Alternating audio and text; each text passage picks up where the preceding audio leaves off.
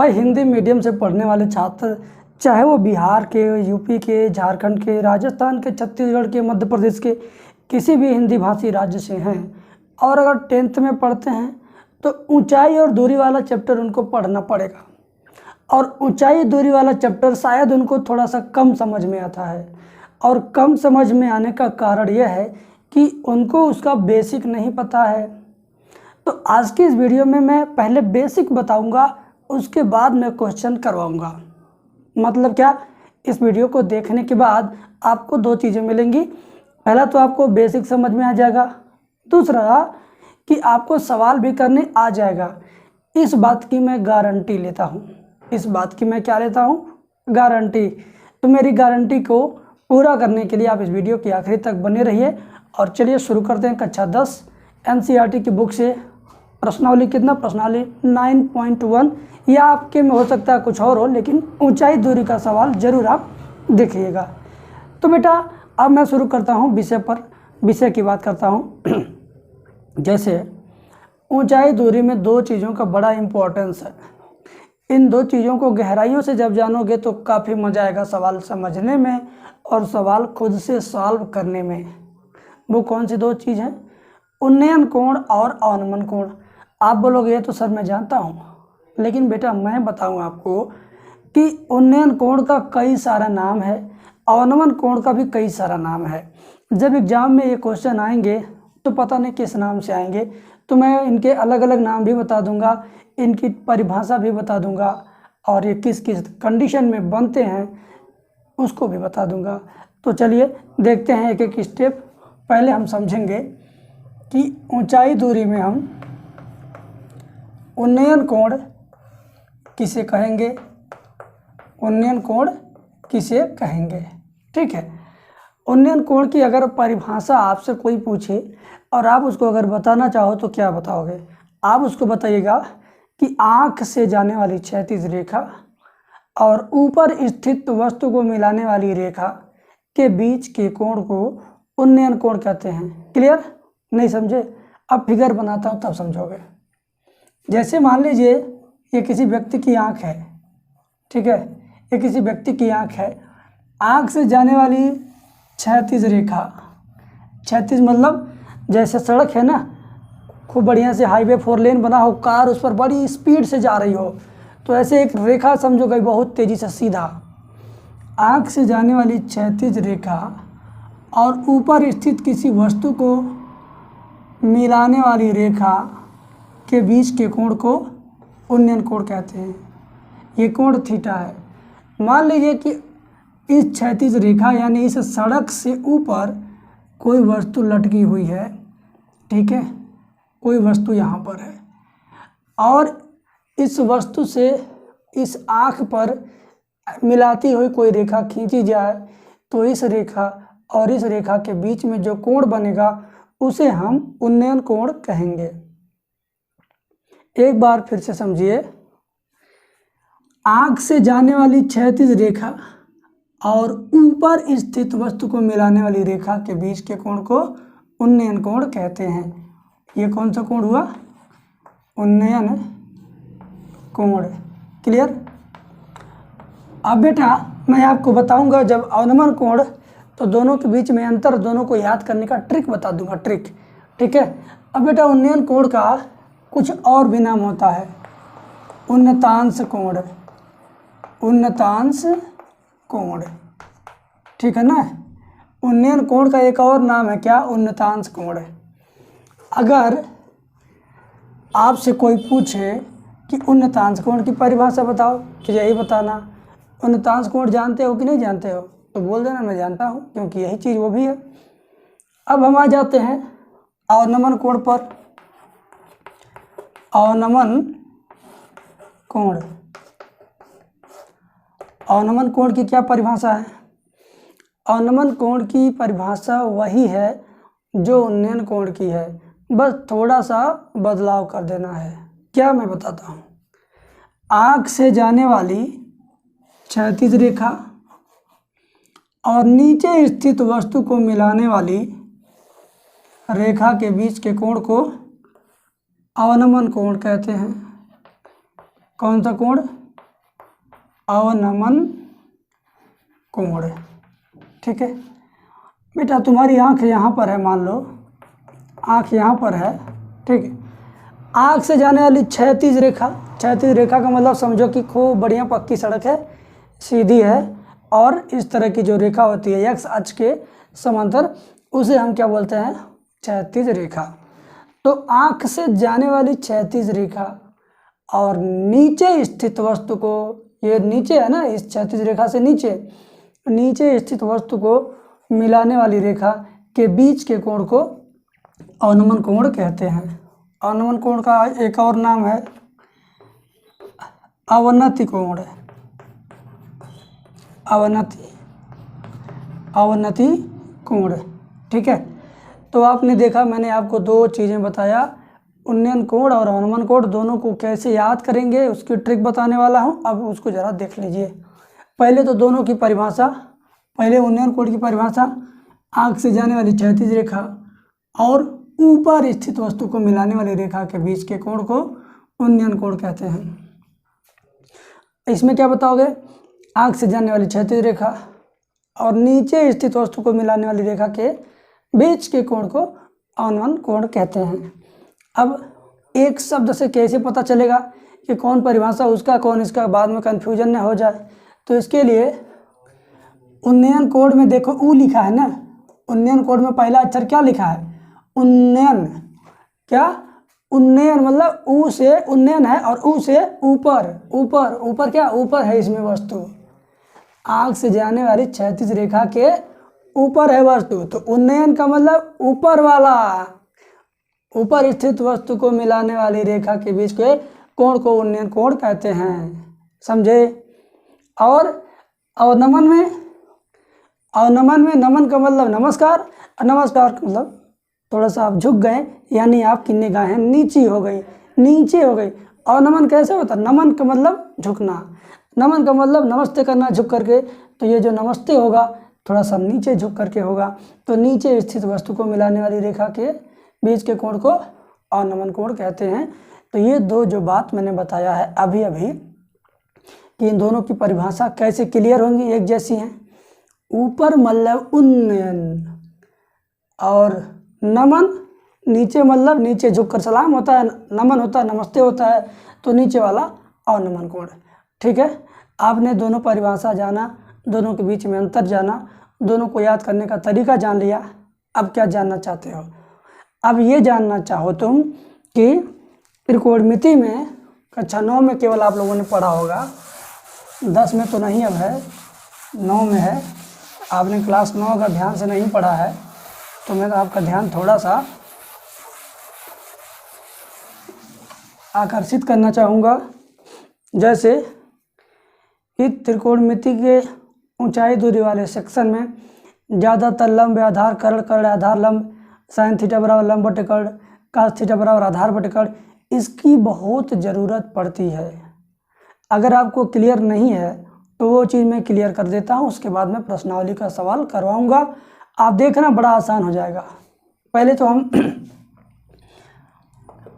लाल बटे कक्का लिखेंगे, यल ए यल को क्या पढ़ेंगे? लाल, और के ए को क्या पढ़ेंगे? कक्का। तो ये लाल बटे कक्का अगर आपको समझ में आ जाए तो आपको 6 गो सूत्र याद हो जाएगा। कितना गो? 6 गो सूत्र। कैसे? देखो, ऊपर लिखेंगे साइन, इसके ऊपर लिखेंगे कास, इसके ऊपर लिखेंगे टेन। ठीक है, साइन कास टेन, इसके नीचे लिखेंगे कोसेक, इसके नीचे सेक, इसके नीचे काट लिखेंगे। ठीक है भाई, आ रहा समझ में आ रहा ना?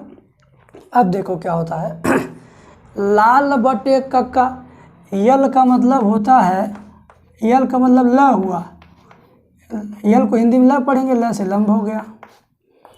एक को हिंदी में अ पढ़ेंगे तो ऐसे आधार हो गया, और के से हिंदी में क पढ़ेंगे तो ये कर्ण हो गया। समझे? तो जब कहीं यल लिखा होगा तो तुम समझ जाना कि लंब कर रहा है, ये लिखा होगा समझ जाना आधार, ये लिखा होगा समझ जाना कर्ण। ठीक है, अब देखो मैं कमाल बताता हूँ। ये चित्र बना लेना अच्छे से। ऊपर क्या है, साइन है, तो साइन वाली लाइन पकड़ के नीचे उतरो, आजा आजा आजा आजा, उतर के कहाँ पर आ गए, यल पर। यल का मतलब लंब पर। साइन थीटा अगर कोई पूछे तो कहना लंब, उसके नीचे क्या है, कर्ण, तो लंब बटे कर्ण। साइन थीटा कोई पूछे क्या बोलोगे, लंब बटे कर्ण। इसी तरह से कोई कास थीटा पूछे तो उसके नीचे आ जा, आधार बटे कर्ण। कास थीटा बराबर आधार बटा कर्ण।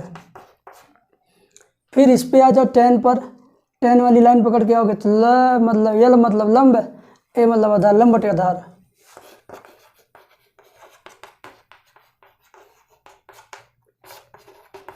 ठीक है भाई, समझ में आ रहा। अब देखो, अब तुम और नीचे आ जाओ यहाँ पर काट के पास, तो काट थीटा क्या होगा, अब ये नीचे है तो नीचे से ऊपर चढ़ो, काट थीटा बराबर आधार, ऊपर लंब है तो आधार बटे लंब। अब ऐसे पढ़ेंगे, इधर से उल्टा पढ़ेंगे इसको, काट थीटा बराबर आधार बटे लंब, काट थीटा बराबर आधार बटे लंब। ठीक है, अब नीचे आ गया सेक, सेक से ऊपर चलो, कर्ण बटे आधार, सेक थीटा बराबर कर्ण बटे आधार। ये सूत्र तुम लिख लेना, तुम्हें याद करना है, कोसेक थीटा बराबर कर्ण बटे लंब।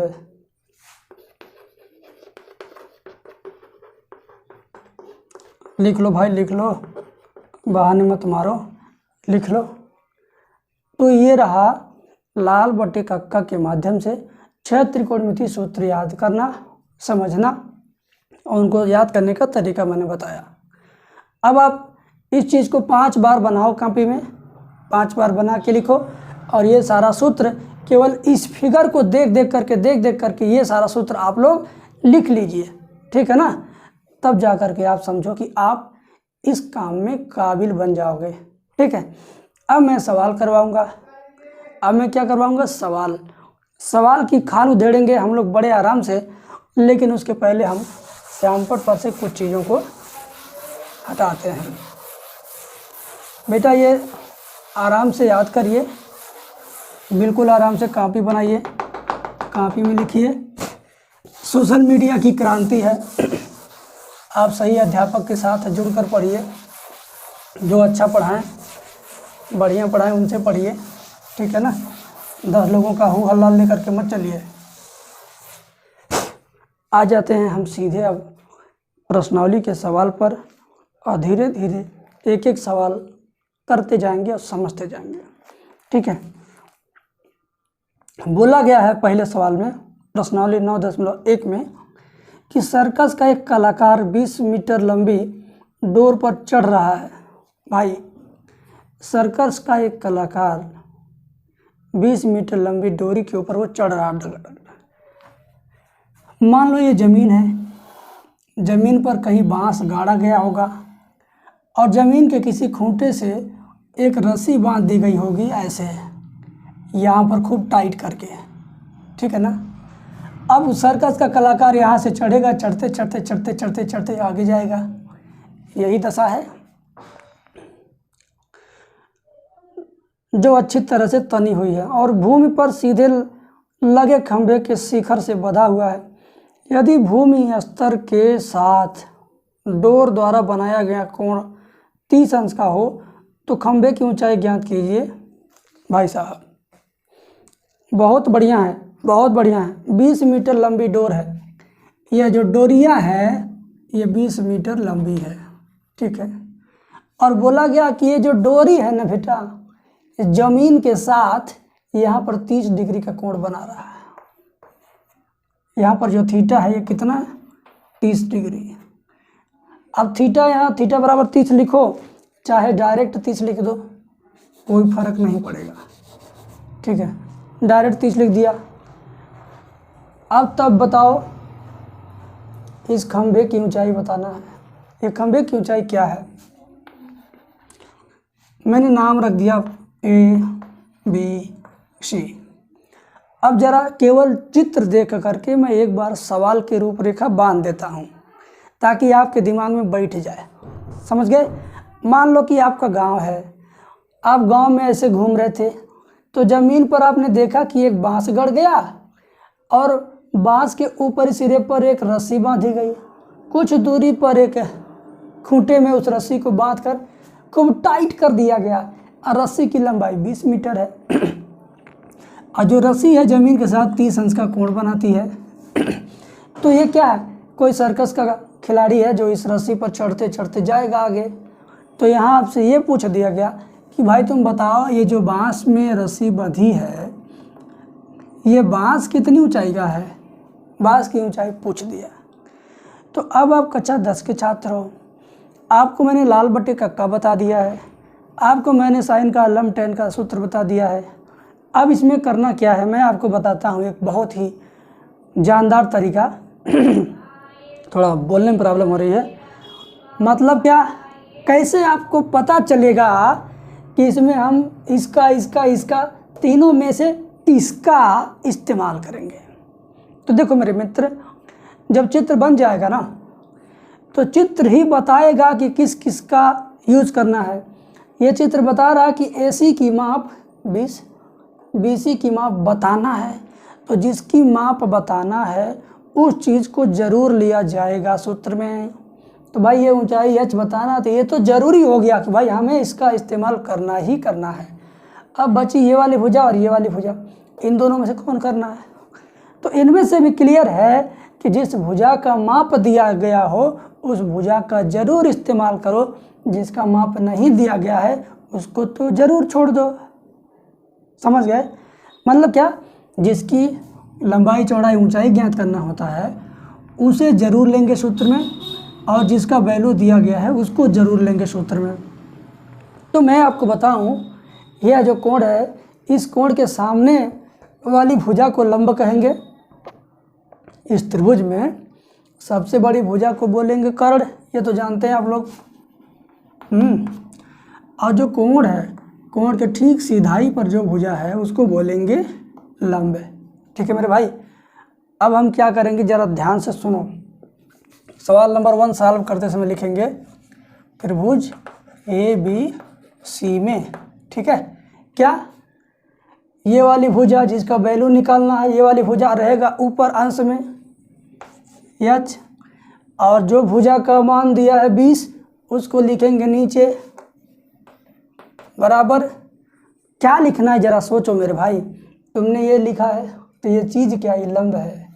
ये h क्या है? लंब है। और ये क्या है? ये कर्ण है। यानी तुमने h/20 तो यहाँ लिखा, इसका मतलब तुमने h का मतलब लंब लिखा और इसका मतलब कर्ण लिखा। ये लंब है, ये कर्ण है, लंब है, कर्ण है। तो लंब बटे कर्ण, लाल बटे कक्का वाला अपना सूत्र देखिए तो उसमें आपको मिलेगा कि साइन होता है, साइन थीटा। लंब बटे कर्ण क्या होता है? Sine theta. तो थीटा मत लिखो, ये जो कोण है ना यही समझो थीटा है, यही। तो साइन 30 है। यहाँ पर जो रहेगा वही हम लिखेंगे, साइन का सेक कोसेक जो भी आएगा सूत्र में। तो लंब बटे कर्ण क्या हुआ? Sine 30, sine 30। तो h/20, साइन 30 का मान 1/2 होता है। तिरछी तिरछी गुणा 2h बराबर 20 × 20, h बराबर 20, 2 चला जाएगा बटे में, h बराबर 2 से 20 कटेंगे 10 मीटर। तो भाई साहब ये जो बांस गाड़ा गया है ना सर्कस में, इसकी ऊंचाई 10 मीटर है और यही आपका खूबसूरत आंसर है। ठीक है, अब मैं अगला सवाल बताऊंगा जरा उस पर। अब सवाल नंबर 2 देख ले भाई। सूत्र वगैरह यूज़ करना आपको मैंने बता दिया। अब चित्र कैसे बनता है इसमें अगर परेशानी होती है तो अब की वाला सवाल देखो ना, चित्र बनाना भी सीख जाओगे। देखो, आंधी आने से एक पेड़ टूट जाता है। सवाल पढ़ते रहो और जैसा जैसा सवाल में बोला गया है वैसा वैसा सोचते रहो मन में। क्या बोला इसने? आंधी आने से पेड़ टूट जाता है। तो ज़रा सोचो, आंधी आ रही है, पेड़ टूट गया, बस इतना सोच लिया, आंधी आ गई, पेड़ टूट गया। अब क्या होता है? और टूटा हुआ भाग इस तरह मुड़ जाता है कि पेड़ का शिखर जमीन को छूने लगता है। आंधी आई, पेड़ टूटा, टूटा हुआ भाग ज़मीन को इस तरह से छूता है कि पेड़ का शिखर ज़मीन को छूता है, ठीक है ना, और इसके साथ 30 अंश का कोण बनता है। मतलब आंधी आई, पेड़ टूटा, टूटने के बाद उसका ऊपरी वाला हिस्सा ज़मीन के साथ 30 अंश का कोण बनाता है। मतलब पेड़ जड़ से नहीं टूटा है रे भाई, पेड़ जड़ से नहीं टूटा है। पेड़ लगता है बीच में से कहीं टूट गया तड़ाक से, और ज़मीन के साथ उसका ऊपरी सिरा टच हो गया और वो एक त्रिभुज जैसा बन गया है। कैसे, ज़रा ध्यान से देखो। मान लो पेड़ इतना ऊंचा था, यहीं पर से टूटा, ज़मीन पर है, इस पर से टूटा, तो ये ऊपरी वाला हिस्सा जो है ना सीधा तो ऐसे घूम जाएगा, ऐसे हो जाएगा, यानी ये ऊपर वाला सीधे ख़त्म, आके ऐसे लग गया, ठीक है। तो ये जो भुजा है पहले ये पेड़ का हिस्सा था। अब ये पेड़ जो मैंने वाइट कलर खींचा है ये पेड़ का खड़ा भाग है, यहाँ से पेड़ टूटा है, बाकी ये ज़मीन के साथ 30 अंश का कोण बनाया। मैंने ज़मीन बना दिया, चलो ज़मीन बना दिया, नाम दे दिया ABC। तो जैसे जैसे सवाल में बोला जाए वैसे वैसे सोचते रहो, बनाते रहो, बस चित्र बनाने का यही तरीका और कोई तरीका नहीं है। आगे देखते हैं। पेड़ के पात बिंदु की दूरी, जहाँ पेड़ का शिखर ज़मीन को छूता है 8 मीटर है, तो पेड़ की ऊंचाई ज्ञात कीजिए। पेड़ के पाद बिंदु, पाद का मतलब होता है पैर, ये संस्कृत भाषा है लगभग। पेड़ के पात बिंदु का मतलब पेड़ के पैर वाला बिंदु, पाद मीन्स पैर होगा यहाँ पर। तो ये पेड़ का पैर वाला बिंदु शिखर के 8 मीटर दूरी पर है, जहाँ पर ऊपरी सिरा टूट कर गिरा है, ज़मीन पे लगा है, इससे यह 8 मीटर दूरी पर है। तो पेड़ की ऊंचाई बताना, तो पेड़ की ऊंचाई यह भी है और पेड़ की ऊंचाई क्या है, यह भी है। चलो इसको y मान लो। पहले पेड़ मान लो यहाँ से अगर आप सीधा कर दोगे तो पेड़ यहाँ तक था, तो इतना ऊंचाई प्लस इतना ऊंचाई, तो ये वाली जो ऊपर की ऊंचाई है नहीं इस समय है, वो ऊंचाई यहाँ पर है। तो पेड़ की ऊंचाई बताने के लिए हमें इसका और इसका दोनों का मान बारी बारी से निकाल करके जोड़ देना है, तब जा कर के पेड़ की ऊंचाई पूरा पता चल जाएगा। तो देर किस बात की, करना शुरू करते हैं। त्रिभुज ABC में दूसरा सवाल, त्रिभुज ABC में जो भुजा ज्ञात करना है उसको लेना है, जो भुजा दिया है उसको लेना है। तो x/8, तो इस कोण के लिए ये लंब हुआ और ये आधार हुआ। तो लंब बटे आधार क्या बोलते हैं, लंब बटे आधार को बोलते हैं tan। tan कितना 30, तो x/8 बराबर tan 30 का वैल्यू याद करिए, 1/3, तिरछी तिरछा गुणा, ठीक है, ये हो गया, ठीक है ना। अब क्या करेंगे, फिर से त्रिभुज ABC में इस बार ही तो ये वाली भुजा बटे ये वाली भुजा, त्रिभुज ABC में y/8, ये y क्या सबसे बड़ी भुजा को कर्ण बोलते, कर्ण बटे आधार। कर्ण बटे आधार को क्या बोलेंगे, लाल बटे कक्का में याद करो, कर्ण बटे आधार यानी सेक होगा। कर्ण बटे आधार क्या होगा, सेक। सेक कितना 30, तो y/8 बराबर सेक 30 का मान, cos 30 का मान कड़ी में 3/2, सेक 30 का मान 2/3। तिरछिया लो, कड़ी में 3y बराबर 8 दूनी 16, y बराबर 16/3। अभी तुम्हारा आंसर नहीं आया, आएगा आंसर कैसे। मैंने शुरुआत में बोला है कि भाई x और y दोनों का वैल्यू निकाल के जोड़ देना, तब आएगा आंसर। तो यहाँ लिखेंगे पेड़ की कुल ऊंचाई बराबर x + y। x की वैल्यू यहाँ से 8/3, y की वैल्यू यहाँ से 16/3, 16 8 हो जाएगा 24/3, ऊपर नीचे 3 से गुणा कर दो, 24/3 गुणा 3 हो जाएगा, 3 से 24 काटोगे 8/3 मीटर। कितना आ गया, 8/3 मीटर। पेड़ की कुल ऊंचाई 8/3 मीटर, ये आपका आंसर है। तो बेटा मैं इसी तरीके से आपको अगली वीडियो में भी पढ़ाऊँगा या इससे और बेहतर कोशिश करूँगा। तो आप मेरे साथ लगे रहो, बने रहो। शुक्रिया इस वीडियो को आखिरी तक देखने के लिए।